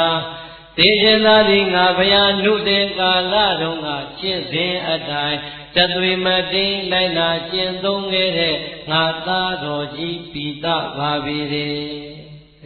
ပရိသတ်မြတ်စွာဘုရားကဘာလုပ်သလဲသာဓုခေါ်တယ်တဲ့ဘာကြောင့်သာဓုခေါ်တာလဲမိဘနှစ်ပါးကိုလှုပ်ကြွေးတဲ့နေရာမှာတဲ့ဒေရှင်သာဒီငါဘုရားနုသေကာလတုန်းကကျင့်စဉ်အတိုင်းတသွေမတိလိုက်နာကျင့်သုံးခဲ့တဲ့ငါသားတော်ကြီးပိသပါပြီတဲ့လို့ရှင်တော်မြတ်ဘုရားကမိန့်ကြားတော်မူလိုက်တဲ့အခါကြံတဲ့ကိုတော်ကြီးပြောစရာစကားကြံသေးရဲ့လားဒီအချိန်ပြောစရာမကြံပြီးမဲ့တောင်းစရာတရားကတော့ပေါ်လာပြီခုနကပြောနေတဲ့ကိုတော်တွေကမြတ်စွာဘုရားနာကတ်လာတယ်ဘုံတော်ကြီးတော်မူသောမြတ်စွာဘုရားဟောဒီကိုတော်လေးမိဘနှစ်ပါးကိုနေ့စဉ်နေ့တိုင်းလှုပ်ကြွေးနေတာကတော့တပည့်တော်တို့မြင်လဲမြင်ကြရပါတယ်ကြားလဲကြားရပါတယ်အရှင်ဘုရားသာသနာပြုစဉ်ကာလဘဝသံဃာဖြည့်စည်းစဉ်ကာလတုန်းကမိဘနှစ်ပါးကိုပြုခဲ့တဲ့တန်ဝတရားတွေမိဘနှစ်ပါးရဲ့ဘောမှာလှုပ်ကြွေးခဲ့တဲ့အကြောင်းတွေပြန်ပြောင်းလို့ဟောကြားတော်မူပါတဲ့တရားတောင်းတော်မူကြပါတယ်ပြိဿိဘာလို့လဲအဲ့ဒီကြမှာတရားတောင်းတာပြိဿအခုမှတရားကတောင်းရုံရှိသေးတယ်ဘယ်နှနာရီထိုးသွားပြီလဲ2 နာရီခွဲပဲရှိသေးတယ်3 နာရီမပြည့်သေးဘူးဟုတ်လားအဲ့တော့မှယဟန်တွေကယဟန်တောင်းမှမြတ်စွာဘုရားကဒီယဟန်လေးကိုအကြောင်းပြုပြီးတော့ခုနကမိဘနှစ်ပါးကိုကျေးဇူးဆက်ရမယ်အကြောင်းတွေဘာကိုအခြေခံထားလဲဆိုရင်တို့အားလုံးသိပြီးသားဖြစ်တဲ့သုဝဏတာမဇတ်အဲ့ဒီနေရာမှာဟောတာဟုတ်လားအဲ့တော့ပြိဿဘာဇတ်ကိုဟောတယ်ပြန်ဖို့မစင်စားနဲ့သုဝဏတာမဇတ်ရောက်ဖို့မရောက်ဘူးဟုတ်လားဟမ်ရောက်ပြီလားဧရာယောအလုံးသောဒုဒ္ဒရာဓမ္မပေါင်းသူတော်ကောင်းတွေဒီနေရာမှာမြတ်စွာဘုရားရှင်ကိုယ်တော်မြတ်ဟောကြားလိုက်တဲ့သုဝဏတာမဇတ်တော်ရဲ့ရှေ့ပိုင်းဏ္ဍာမှာမိဘနှစ်ပါးရဲ့မျိုးနှင့်ချက်5မျိုးကိုကြည်အောင်ပေးဆက်ရမယ်ဆိုတဲ့အကြောင်းမိဘနှစ်ပါးကိုတရားသီလစာရပညာတရားတွေနှလုံးသားမှာတည်အောင်ကြိုးစားရမယ်ဆိုတဲ့အကြောင်းဟောဒီကိုးချက်နဲ့သာကြည်အောင်ဆက်ရင်မိဘနှစ်ပါးရဲ့နှုတ်ဘိုးနဲ့ချွေဘိုးကိုကြည်အောင်ဆက်ရရောက်တဲ့ဆိုတဲ့အကြောင်းရှင်တော်မြတ်ဘုရားကိုယ်တိုင်ကျေးဇူးဆက်တဲ့အကြောင်းကိုဟောကြားပြီးတဲ့အချိန်မိဘနှစ်ပါးကိုကျေးဇူးဆက်လိုက်လို့ရလိုက်တဲ့သာသမီတွေရဲ့ကောင်းကျိုးတရားတဲ့ပြိဿမကြပါဘူးကလား9 မိနစ်ပါပဲပြီးတော့မှာဟုတ်လားယောမတရပိတရဝမေသောဓမ္မိနပောတတိဒေဝနာပိတိကိသန္တိမာတာပိတိတရဏရံจิตသားจิตသမီးတို့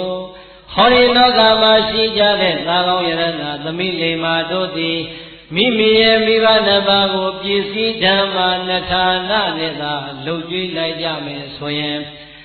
မိဘနှစ်ပါးကိုအဲ့ဒီပြည့်စည်နဲ့ကျေးဇူးဆက်တဲ့သာသမီတရားဓမ္မနဲ့ကျေးဇူးဆက်တဲ့သာသမီတွေကိုဒီဝါနံပြီးမမြင်ရတဲ့နတ်တွေအားလည်းတိကိသန္တိဆေကုပေးကြလေကုန်၏သိတဲ့မိဘနှစ်ပါးလှုပ်ကြွေးတဲ့သာသမီကိုနတ်တွေကဘာလုပ်ပေးတယ်လဲဆေကုပေးတယ်သုဏတာမဇတ်မှာသုဏတာမလေးညာစိတ်တဲ့တော့ဘယ်သူတွေဆေကုပေးတယ်နတ်တွေကဆေကုပေးတာဟုတ်လားဒီတော့အားလုံးဒုဒ္ဒရာဓမ္မပေါင်းသူတော်ကောင်းတွေဒီတရားနာပြီးတဲ့အချိန်မှာရိုးရိုးလေးပဲသင်္ကန်းကယူကြည့်မိဘနှစ်ပါးကိုလှုပ်ကြွေးတဲ့သာသမီဟာမိဘအတွက်လားကိုယ့်အတွက်လားကိုယ့်အတွက်ပဲဟ ဟောဒီဓမ္မပညာရှားနေကြတဲ့ညီငယ်ညီမငယ်လေးတွေပါတယ်စီဝါရှားနေကြတဲ့ညီငယ်ညီမငယ်တွေပါတယ်ယာရုတက်ကျင်ကြတဲ့ညီငယ်ညီမငယ်တွေပါတယ်ဂုံတိုက်ကြီးတွေတိုက်ကြီးတွေတည်ကျင်ကြတဲ့ဒကာကြီးတွေဒကမာကြီးတွေပါတယ်ဟိုကုံကုံပြောမယ်နှလုံးသုံးလုံးပေါက်ချင်ကြတဲ့လူတွေလည်းပါအောင်မှာဟုတ်တယ်မို့လား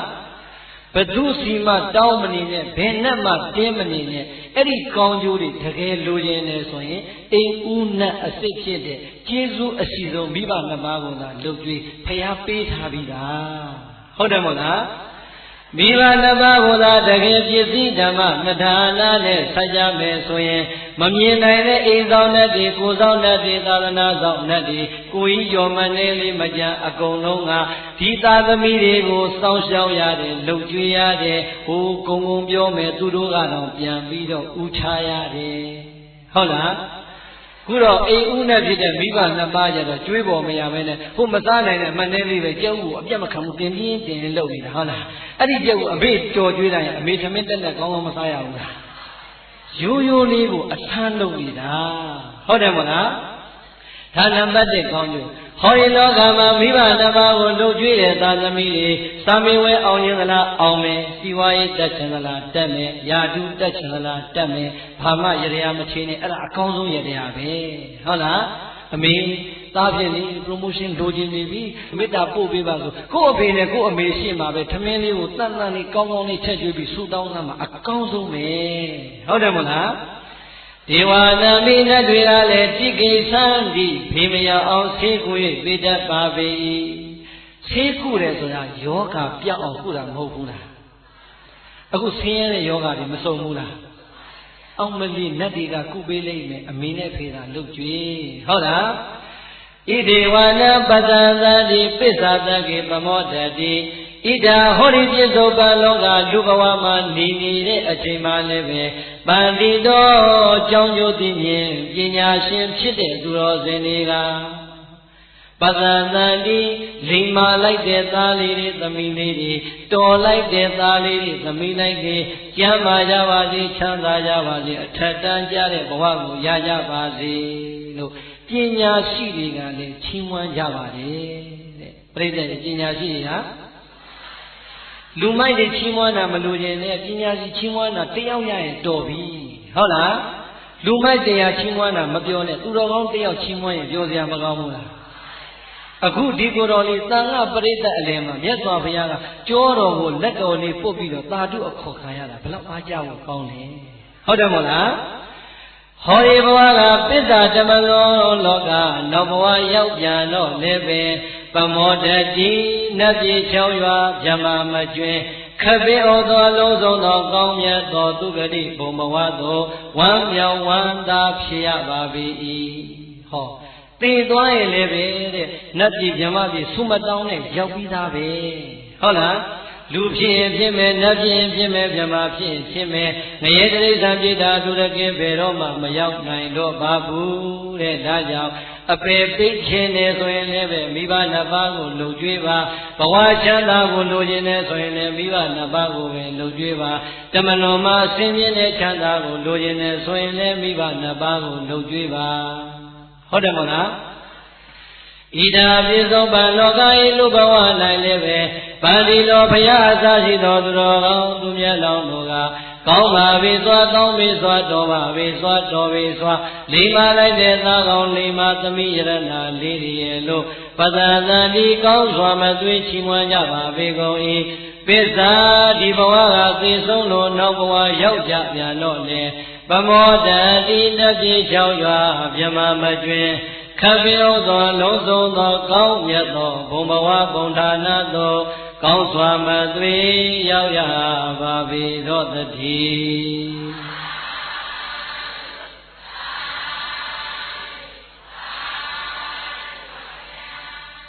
ဒေသနာဝသနိမြတ်စွာဘုရားသွန်နာသမ္မာဇတ်ဒေသနာဟောကြားရာဆုံးချိန်ခါ၌သောအမျိုးအမည်အပြင်ထင်ရှားမရှိတဲ့ဟောဒီဟန်လေးသည်သောတာပတ္တိဖလေသောတာပတ္တိဖို့၌ပဋိဌာဟိကောင်းစွာမသွေတည်ခဲ့ပါပေတော်သတည်း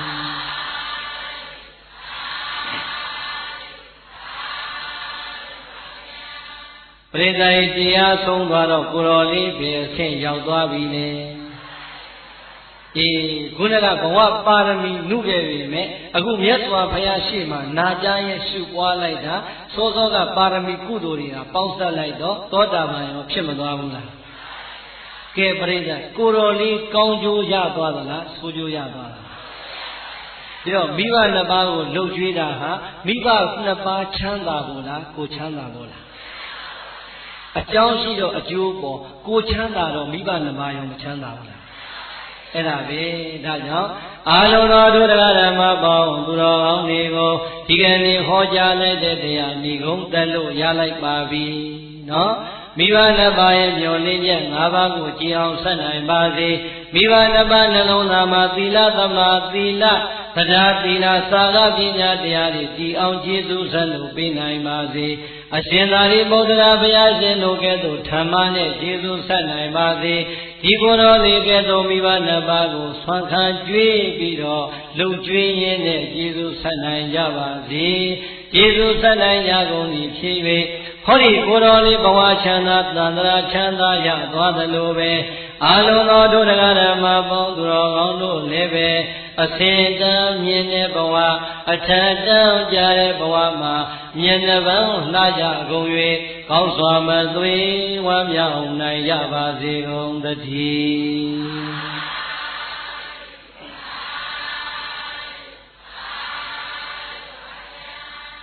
ဒေတိတံသုဒ္ဓဗုဒ္ဓေနာသုနေတဝါဓမ္မဒေသနာအဘိနန္ဒနာစေတိနာသာဒုသာဒုတိပါသထာသာရောတရားလာလာကြပါတဲ့မြတ်ဓမ္မပေါင်းသူတော်ကောင်းတို့ဒုံမီသေသူတော်ကောင်းအပေါင်းတို့သည်သုဒ္ဓဗုဒ္ဓေနာဒါနသီလသမာဓိပညာနှင့်ဆက်ရှင်သောဘဝသုဒ္ဓအဖျားဖျားကိုပေးစွမ်းတော်မူသောဘုရားရှင်ကိုယ်တော်မြတ်ကြီး၏သန္တိကံအထံတော်မှာဒေတိတံတဆင့်ခံငါဟောကြားအပ်သောဣဗဓမ္မဒေသနာအမွေခံထိုက်တဲ့သာသမီတွေဖြစ်ပေါ်ရန်ရည်သံဟောကြားအပ်သောအမွေခံထိုက်သူဖြစ်ပါစေအမည်ပေးလိုက်တဲ့ဣတရားဒေသနာတော်မြတ်ကိုသူနေတဝါကောင်းစွာယုတိအချိန်ပေးပြီးတော့နာကြပြီးကြကုန်သည်ဖြစ်၍အဘိနန္ဒနာစေတိနာအလွန်နှစ်သက်ရွှင်လန်းဝမ်းမြောက်ဝမ်းသာပီတိချာကြကုန်လျက်အဘိနန္ဒနာစေတိနာဟောဒီကိုယ်တော်ကြီးပြောင်းသလိုလိုနောက်သလိုလိုနဲ့အောင်မလေးတရားကိုတကယ်3 နာရီနီးပါးကြီးအောင်ဟောလိုက်တဲ့တော့ကာလမိရင်မမိမဲ့အိမ်ပြန်နောက်ကြရင်တော့ကိုယ်တော်ကြီးအိမ်ရောက်ရင်မေတ္တာပို့လိုက်အောင်မယ်ရင်လို့စိတ်ထဲမှာတရားတကယ်ရှိသွားလို့ကြည်ခဲလို့များအပွားစီဖြစ်နေမယ်ဆိုရင်ပရိသတ်၏အပြစ်တော်တင်တာကိုတော့ပုထုဇဉ်သဘာဝမှုဘာမှမပြောလိုပါဘူးပြန်ပြီးတော့လဲစဉ်းစားကြည့်ပါဦးဟောဒီကိုတော်ကိုနဲ့သားတွေကသင်္ကန်းဝတ်လာတာလူယိုကြီးမှဖျားဆိုရစီရဲ့အစစ်ပါကျုပ်အတွက်သာသမီလည်းမရှိပါဘူးမြေလည်းမရှိပါဘူးခမည်းတော်သာသမီတွေနဲ့မိဘတွေကြားမှာဒီရာပြေကြောင်းကုသိုလ်ကောင်းတွေတိုးပွားအောင်တမယပင်မှန်ခံပြီးတော့လေတံတကြုတ်ကြုံနဲ့ဟောရပါဆိုတဲ့အကြောင်းပြန်ပြောင်းလို့ရှင်းပြရင်ကြည်ကြည်နဲ့ကြည်ကြည်လင်လင်ဝမ်းမြောက်ဝမ်းသာပီတိတွေဖြာကြကုန်လျက်သာဓုသာဓုတိသာဓုသာဓုသာဓုလို့ခေါ်သောသူတော်ကောင်းသူမြတ်လောင်းတို့ရဲ့ကောင်းမြတ်တဲ့ကြွေးကြော်သံကိုဘာသာသာသုံးရင်သုံးဝါနှုတ်ရဟာ၍ကောင်းစွာမသွေကျွေးလိုက်ကြလေကုန်ရသတည်း